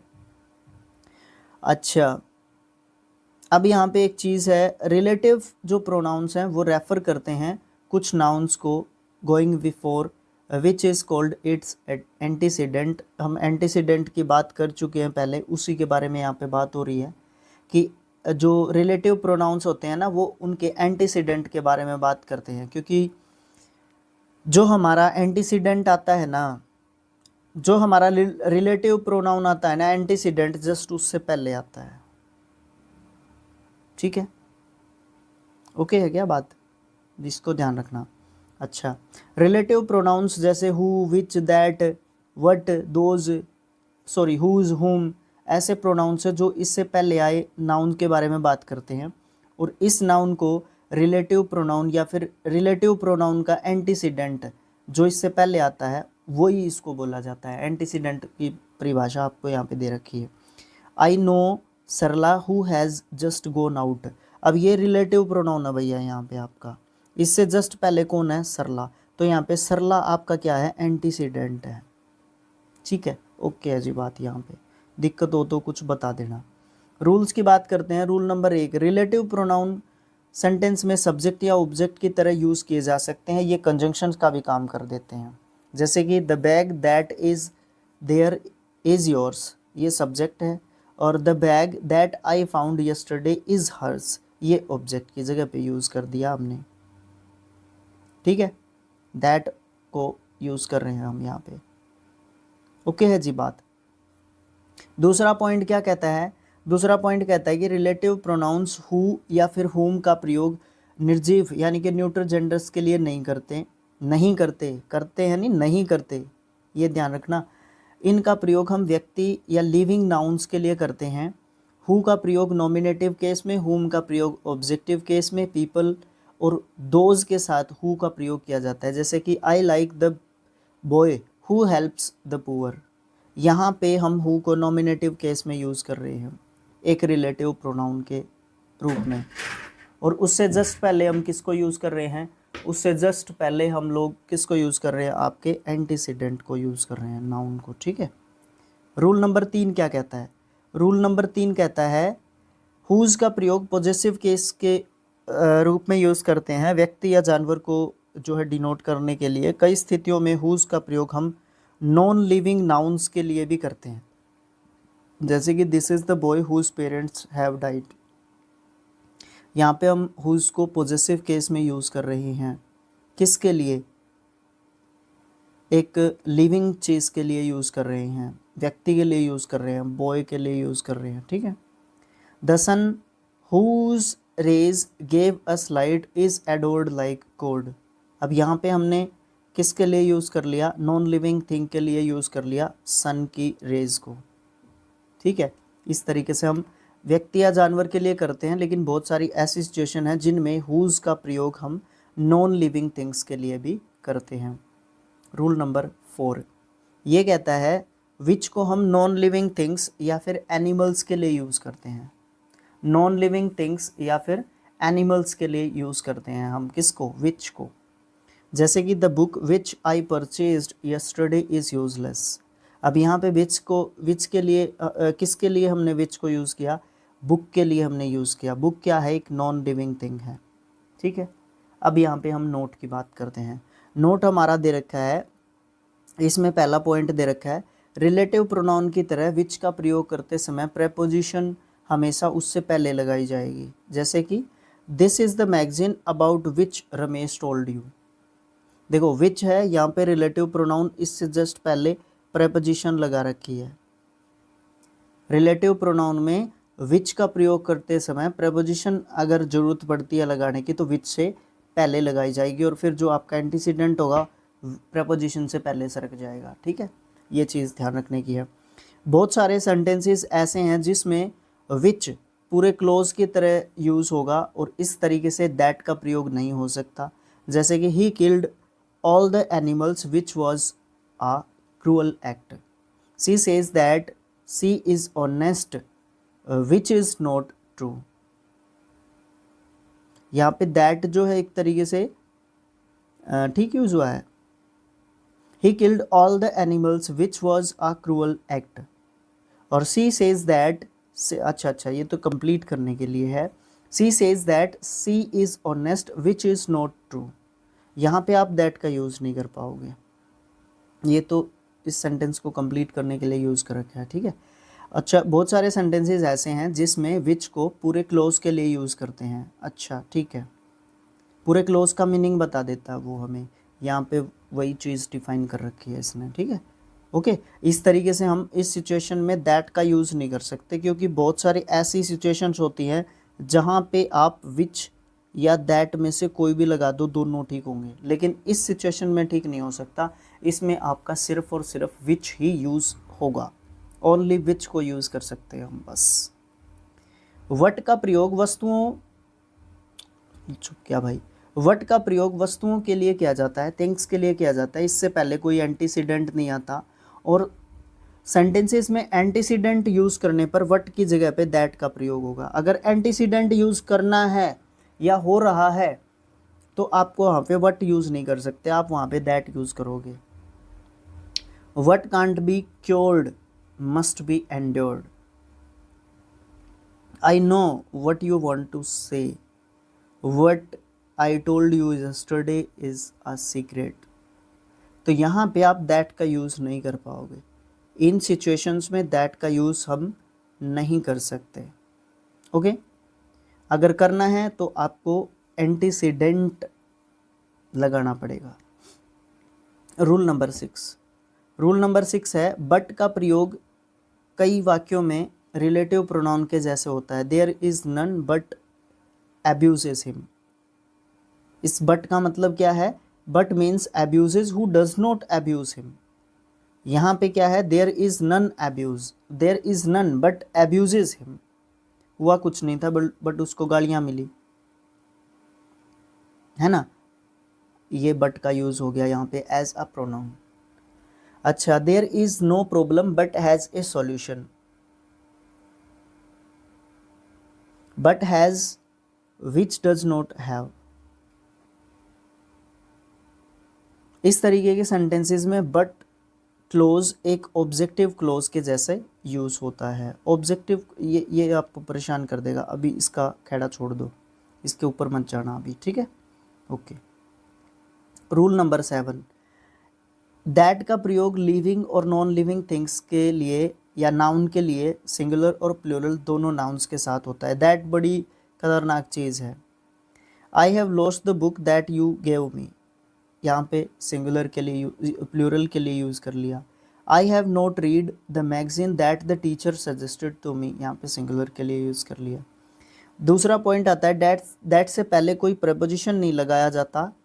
यदि प्रपोजिशन लगाने की ज़रूरत पड़ जाए तो वो वाक्य के लास्ट में लगेगा। जैसे कि we know the hotel that she lives in. अब यहाँ पे सी इन लिव्स या we know in the hotel use नहीं कर पाओगे, आप कहीं पे भी यूज़ नहीं कर पाओगे। ये सेंटेंस का स्ट्रक्चर ही कुछ इस तरीके का रहेगा जिसमें प्रपोजिशन सबसे लास्ट में जाएगा, ठीक है। ये चीज़ भी ध्यान रखने योग्य है। बहुत सारे सेंटेंसेस यहाँ पे आपको दे रखे हैं, चेक आउट जरूर करें इस चीज़ को, ठीक है। अच्छा, सुपरलेटिव डिग्री के बाद दैट का प्रयोग हु या विच की अपेक्षा ज़्यादा सही माना जाता है। जैसे कि he is the most eloquent speaker that I have ever heard. Patel was the greatest man that India produced. यहाँ पे आप विच या फिर हु का यूज़ मत करना, गलत नहीं है, बट ज़्यादा प्रेफरेंस दी जाती है किसको? दैट को। इस तरीके के सेंटेंसेस में जहाँ पे आपकी सुपरलेटिव डिग्री देखने को मिलती है और दैट वहाँ पे यूज़ करना होगा हु या विच की बजाय, ठीक है। अच्छा, कुछ सेंटेंसेस दे रखे हैं जिनके साथ या कुछ वर्ड्स दे रखे हैं, कुछ स्ट्रक्चर दे रखे हैं, जिस भी तरीके से आप इस चीज़ को अच्छे तरीके से समझ सकते हैं वो चीज़ें दे रखी हैं जहाँ पे दैट का यूज़ किया जा सकता है। जैसे कि all, any, anybody, anything, much, nothing, little, somebody, no one, none, the same, इनके साथ नाउन आ जाए या फिर द ओनली के साथ नाउन आ जाए। इस तरीके से आप जो है दैट का यूज़ कर सकते हैं इस तरीके के स्ट्रक्चर्स में। जैसे कि सेंटेंसेस आप 2-3 देख लेना यहाँ से। All that glitters is not gold. अब यहाँ पे ऑल के साथ आया that. There was none that did not support the cause. There is much that he needs, ठीक है। तो ये सब स्ट्रक्चर दे रखे हैं, ऊपर जो स्ट्रक्चर्स दे रखे हैं। सर इनको याद कैसे करें? भैया इनको याद नहीं करना, इनको रीड करना है और सिचुएशंस के ऊपर अप्लाई करना है, ठीक है। अगर हम सिचुएशंस पे अप्लाई कर पा रहे हैं इट मीन्स हमें याद हो गया। अगर हम सिचुएशंस पे अप्लाई नहीं कर पा रहे हैं इट मीन्स हमें याद नहीं हुआ है, ध्यान नहीं रहा है हमें। हम भूल रहे हैं कि वहाँ पे क्या गलती हो सकती है, क्या चीज़ ऐसी हो सकती है जो वहाँ पे हम अप्लाई नहीं कर रहे हैं या नहीं कर पा रहे हैं, ठीक है। इस तरीके की चीज़ें याद नहीं करनी होती, इस तरीके की चीज़ों को समझना होता है ओनली, ठीक है।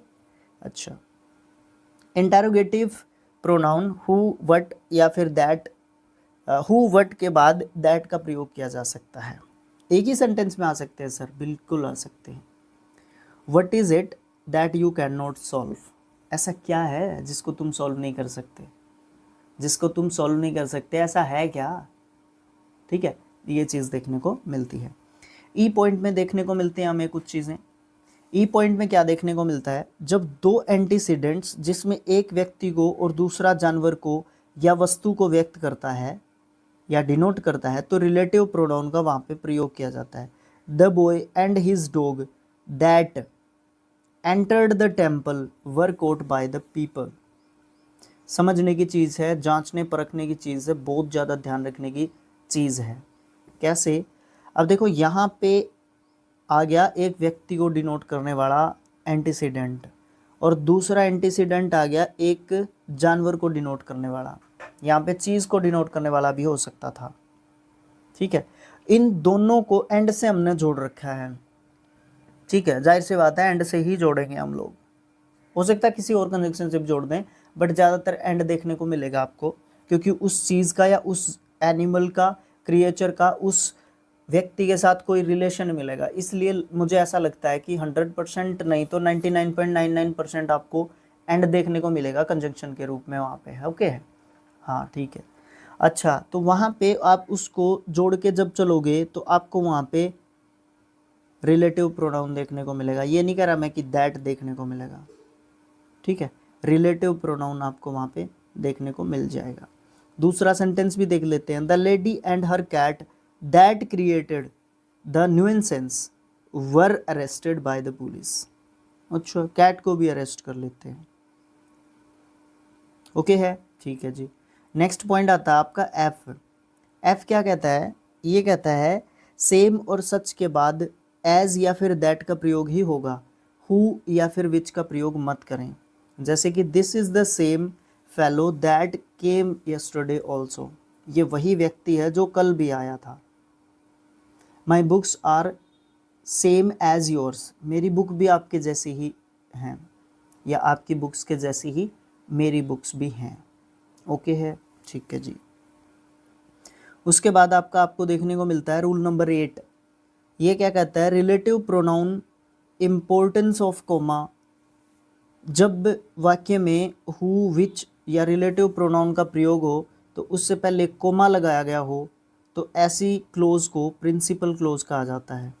माय फ्रेंड, यहाँ पे आपको देखने को मिल गया कोमा, और रिलेटिव प्रोनाउन भी देखने को मिल गया। रिलेटिव प्रोनाउन से जस्ट पहले कोमा देखने को मिल गया, एंटीसीडेंट नहीं है। ठीक है, तो lives in America has sent me a camera. मेरा फ्रेंड जो अमेरिका में रहता है उसने मेरे को कैमरा भेजा। Okay, the book which I purchased yesterday is useless. वो किताब जो मैंने कल खरीदी थी वो तो बिल्कुल बेकार निकली, वो तो बिल्कुल यूजलेस निकली।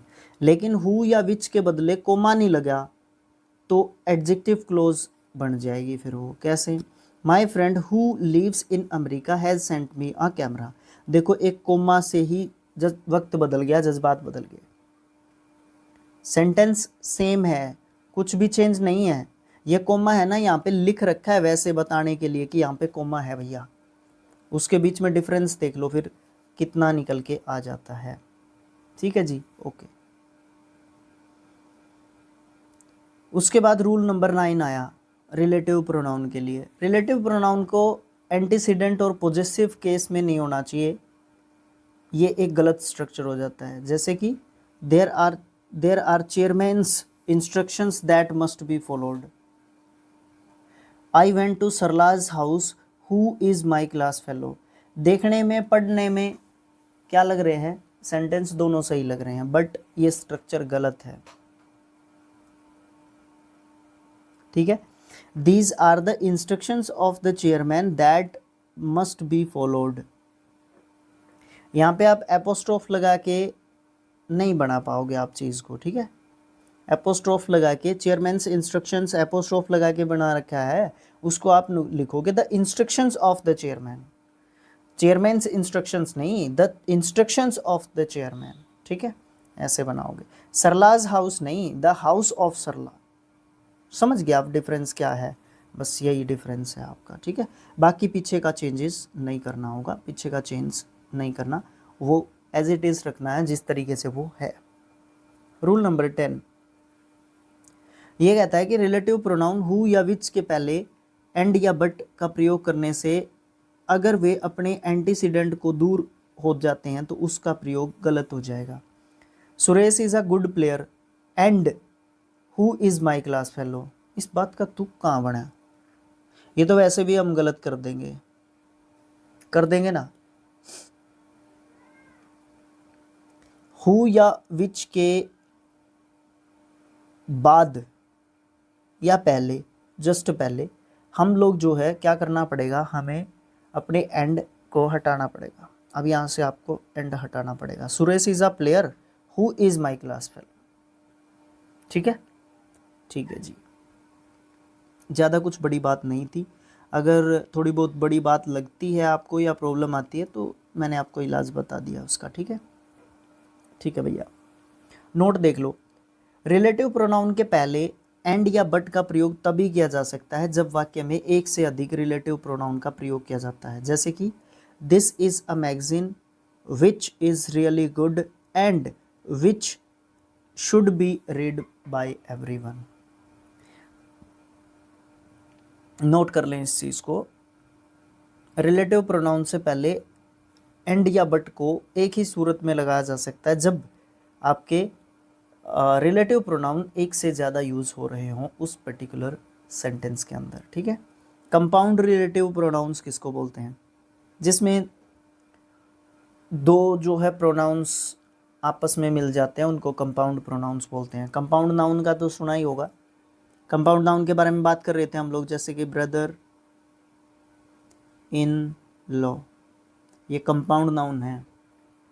Mother father, father mother, father mother, ये कंपाउंड नाउन है क्योंकि दो नाउन एक साथ मिल रहे हैं। इसी तरीके से दो आपके प्रोनाउंस एक साथ मिलेंगे तो आपके वो कंपाउंड प्रोनाउंस हो जाएंगे। ठीक है, whoever, whosoever, whomsoever, whatever, whichever, whatsoever, ये सारे के सारे कंपाउंड रिलेटिव प्रोनाउंस हैं। ठीक है, इनका प्रयोग वाक्य में बिना किसी एंटीसीडेंट के होता है और इनका एंटीसीडेंट इन्हीं में शामिल रहता है। जैसे कि वट एवर, एनीथिंग विच, इसका एक तरीके से मीनिंग निकल के आता है। ठीक है, you can eat what ever you like, जो भी चीज़ आपको खानी हो, तो इसलिए उसमें आपका एंटीसीडेंट ऑलरेडी इंक्लूडेड रहता है, इसलिए उसको एंटीसीडेंट की ज़रूरत नहीं पड़ती है। Okay, omission of relative pronoun, ऐसी जगह जहाँ पे रिलेटिव प्रोनाउन का यूज़ नहीं होगा। कुछ सेंटेंसेस ऐसे हैं जहाँ पे रिलेटिव प्रोनाउन वर्ब या फिर प्रपोजिशन के ऑब्जेक्ट के रूप में यूज़ करते हैं, और कुछ ऐसे सेंटेंसेस हैं जहाँ पे बहुत सारे हमारे स्कॉलर्स या राइटर्स रिलेटिव प्रोनाउंस को ओमिट कर देते हैं, और फिर भी हमारे जो सेंटेंस, जो rest of the part sentence बच गया, वो हमारा सेंटेंस वो सही निकालते हैं। तो हमें उनकी बात माननी पड़ती है, बिकॉज दे आर स्कॉलर्स, वो हमसे ज़्यादा जानते हैं, वो चीज़ों को क्रिएट करते हैं, बनाते हैं। ओके, ये चीज़ है। ठीक है, अच्छा, this is the bag that I boat yesterday. अब यहाँ पे दैट को हटाया जा सकता है, इसको ऐसे लिख देते हैं, this is the bag I boat yesterday. इसको सही मानते हैं हमारे स्कॉलर्स, तो हमें भी सही मानना पड़ेगा। ग्रामर के रूल्स के अनुसार ऑब्जेक्टिव केस में हुम का प्रयोग होता है, लेकिन आजकल हुम का प्रयोग काफ़ी अप्रचलित हो गया है, इसलिए हम हुम की जगह पे हु का यूज़ करते हैं। जैसे कि the man whom I invited as his friend, the man who I invited is his friend, ऐसे लिखने लग गए बजाय कि ऐसे, ये नज़दीक हो गया, थोड़ा सा स्पेस नहीं दिया गया यहाँ पे। ठीक है, ओके है, तो इस तरीके से चीज़ें आपको देखने को मिलती हैं। अच्छा, इस प्रकार के सेंटेंसेस में हुम की जगह पे हु का प्रयोग ग्रामर के दृष्टिकोण से सही नहीं है, बट आजकल ये ट्रेंडिंग में है, तो ट्रेंडिंग में है तो भाई चलता पड़ता है, go with the flow, go with the trend, ये चीज़ भी चलती है। आखिरी आता है हमारा एक्सक्लामेटरी जो प्रोनाउन होते हैं। A pronoun used an exclamation is called exclamatory pronoun. जैसे कि वट, वट सबसे ज़्यादा बड़ा एग्जाम्पल होता है इसका, है ना। What you did not know Sonia Gandhi, क्या तुम सोनिया गांधी जी को नहीं जानते, ये वाली बात, कि उसने बहुत ज़्यादा सरप्राइज्ड वे में या मैनर में उसने एक तरीके से पूछा कि क्या तुम सोनिया गांधी जी के बारे में नहीं जानते। अब यहाँ पे दे रखा है हु और होम के बारे में, ये थोड़ा सा इसने परेशान कर रखा है। मैंने इसको बड़े अच्छे तरीके से पढ़ा, बट इसमें मुझे प्रॉब्लम्स फेस करनी पड़ी, इसको हम बाद में डिसाइड करेंगे इसका क्या करना है। ठीक है, तो इस तरीके से हमारा चैप्टर नंबर 7 जिसका नाम क्या है, प्रोनाउन, ठीक है, ये कंप्लीट हो गया। अच्छा भाई, नेक्स्ट चैप्टर आपका क्या रहेगा, एडजेक्टिव।